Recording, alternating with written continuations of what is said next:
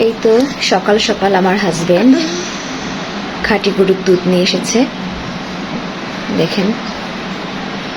আসসালামু আলাইকুম, শুভ সকাল। আপনারা সবাই কেমন আছেন? আমি আলহামদুলিল্লাহ ভালো আছি। আল্লাহর বিশেষ রহমতে আরেকটি দিন শুরু হলো।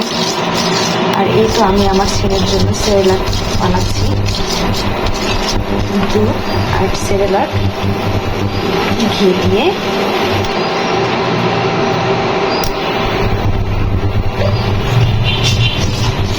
বানাচ্ছি সেরেলাক। আমার বাবাটা এখনো সেরেলাক খায়, সকালে রুটি বা অন্য খেতে পারে না। সেরেলাকের সাথে একটা কলা দিয়ে সেটা দিয়ে খায়। আর এই তো আমার সকালের নাস্তা, একটা ডিম সিদ্ধ আর ওটস। এই দেখেন সকালের দুধটা আমি জাল দিচ্ছি, কতটা ঘন আর কতটা ফ্রেশ, একদম খাঁটি দুধ। আমার প্রতিদিন দুধ লাগে, আমার বাচ্চা খায়, আমার মেয়ে খায়, আমিও খাই। আমাদের পরিবারের সবাই দুধ খেতে খুব ভালোবাসে। এখানে 5 লিটার দুধ আছে, একবারে জাল দিয়ে ফ্রিজে রেখে দিব।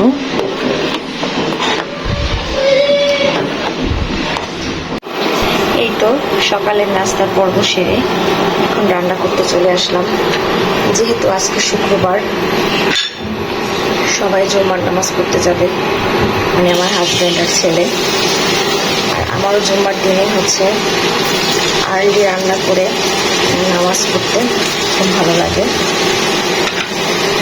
এখন আজকে আমি দেশি মুরগির ঝোল রান্না করব। পেঁয়াজ দিয়ে দিলাম। পেঁয়াজ কাটাটা আমার কাছে খুব বিরক্ত লাগে, পেঁয়াজ কাটতে গেলে আমার চোখে খুব জ্বালা করে। আমার খালা হচ্ছে আমাকে পেঁয়াজ কেটে দিয়েছে। দেশি মুরগির ঝোলে আমি পেঁয়াজটা একটু বেরেস্তা করে নিব।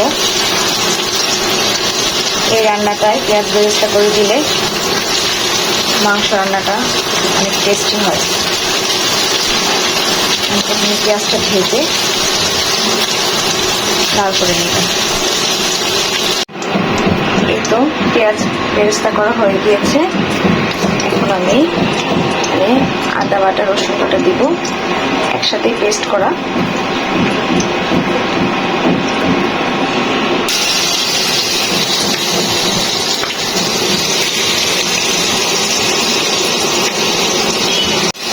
সাথে দেব এলাচ, তেজপাতা,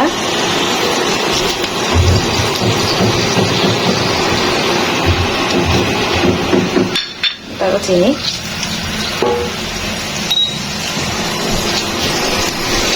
নেড়ে নিয়ে তারপরে দিয়ে দিব হলুদের গুঁড়া,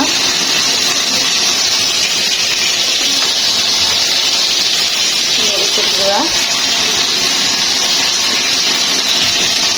কিন্তু ঝালটা একটু আমার ফ্যামিলিতে কম খাওয়া হয়, ছেলে মেয়ে দুজনের সাথে, ওরা ঝাল পছন্দ করে না, ঝালটা একটু কম দিলাম। আর আমার মেয়ে তো দেশি মুরগির হালকা ঝোল, পাতলা ঝোলটা খুব পছন্দ করে। মশলা কষিয়ে নিয়ে পানি অ্যাড করতে হবে,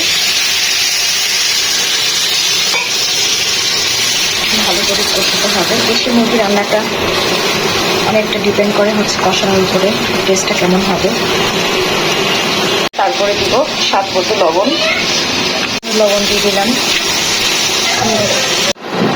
মশলাটা কষানোর পরে এবার মুরগির মাংসগুলো দিয়ে দিলাম। খুব ভালো করে কষাতে হবে। আমার ছেলে একটু পরপর এসে বলবে, মাম্মি মাম্মি, আমি কাজ করতে দিবেই না, শুধু সারাক্ষণ ওর পাশে বসে থাকতে হবে। ও একটু পরপর আমাকে এসে কাজে ডিস্টার্ব করে। আমি যেখানে থাকি সেখানে টক দইটা খুব অ্যাভেলেবেল পাওয়া যায় এবং খুব ভালো করে মানেরই পাওয়া যায়। তাই আমি ট্রাই করি সবসময় মাংসের মধ্যে একটু টক দই দেওয়ার জন্য। এটা আমাদের একটু পানি উঠে গিয়েছে।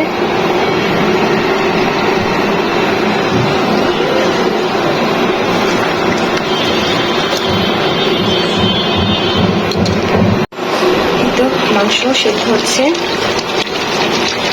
আমি এখন পেঁয়াজের বেরেস্তাটা এখন দিয়ে দিব হাফ, আর নামানোর কিছুক্ষণ আগে দিব হাফ। দিয়ে দিলাম পেঁয়াজের বেরেস্তা। আমি মাংসটা একটু প্রেসারে দিব, কারণ হচ্ছে সেদ্ধটাও ভালো হবে আর সময়ও বাঁচবে।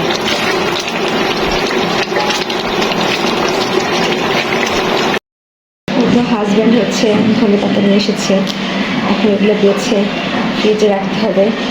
এখন অনেক কাজ পড়ে আছে, রুমে গোছাতে হবে, বাচ্চাকে গোসল করাতে হবে।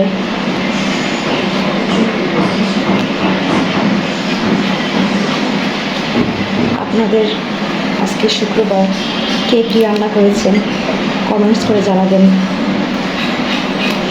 কার কী প্ল্যান আছে, কে কোথায় ঘুরতে বেরোবেন সেটাও শেয়ার করবেন। এই তো প্রেসার কুকার থেকে নামিয়ে বাকি পেঁয়াজের বেরেস্তাটুকু দিয়ে দিব, তারপরে ঢাকা দিয়ে ঢেকে একটু দমে বসিয়ে রাখতে হবে। তারপরে হয়ে যাবে আমার দেশি মুরগির ঝোল। এভাবে আপনারা রান্না করে দেখবেন, খেতে অনেক স্বাদ লাগবে। এই তো আমার বিছানার চাদর আমি চেঞ্জ করে ফেললাম, রান্নার পাশাপাশি আমার কাজও হয়ে গেল। এই তো আমি বেড গুছাবো দেখে আমার ছেলে দেখেন কোথায় উঠেছে। আরহাম, হাই বলো সবাইকে। হাই, তুমি কেমন আছো? আমি ভালো আছি। এখন আমার ছেলেকে শাওয়ার করিয়ে দিব, ওর বাবার সাথে নামাজে যাবে। এই যে আমার বাবাটা মসজিদে যাচ্ছে জুমার নামাজ পড়তে। আসসালামু আলাইকুম বলো। ভালোভাবে দেখাশোনা করছি। জুম্মা মোবারক। জুম্মা মোবারক। সবাই নামাজ পড়তে যান। এই তো এখন আমি পোলাও রান্নার জন্য চুলায় হচ্ছে পানি দিয়েছি। আমি এলাচ তেজপাতা একবারে দিয়ে পানি ফুটিয়ে তারপর হচ্ছে চালটা দিয়ে দিব, লবণও দিয়েছি সাথে। আমি এভাবেই পোলাওটা রান্না করি।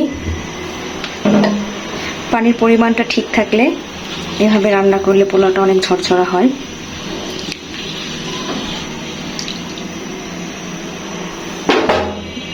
একটু স্বাদের জন্য একটু চিনি দিয়ে দিলাম, তারপরে দিয়ে দেব কাঁচামরিচ আর কিশমিশ। কিশমিশটা হচ্ছে আমার হাজবেন্ডের খুব ফেভারিট, পোলাওর মধ্যে কিশমিশটা খুব পছন্দ করে। একটু নাড়াচাড়া করে এবার দিয়ে দিব দুধ।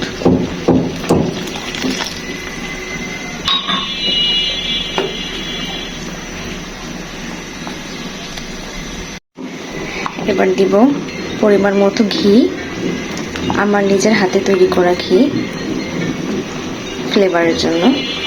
ঘিয়ের ফ্লেভারটা পোলাওতে খুব ভালো লাগে। এই তো দেখি আমার পোলাওটার কি অবস্থা। এই তো আমার পোলাওটা হয়ে গেছে, দেখেন কতটা ঝরঝরা হয়েছে।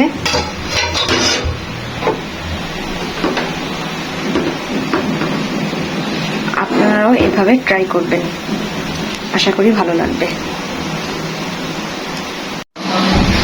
এই তো আমার ছেলের খাবার নিয়ে নিলাম। ছেলে নামাজ পড়ে এসেছে বাবার সাথে, ছেলে খাবার খাবে।